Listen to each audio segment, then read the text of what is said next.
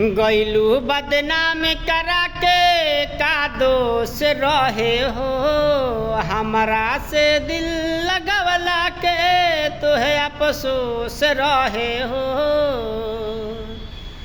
गैलू बदनाम करा के का दोष रहे हो, हमरा से दिल लगवला के तोहे अफसोस रहे हो। प्यार लिखल ना रहे तकदीर में,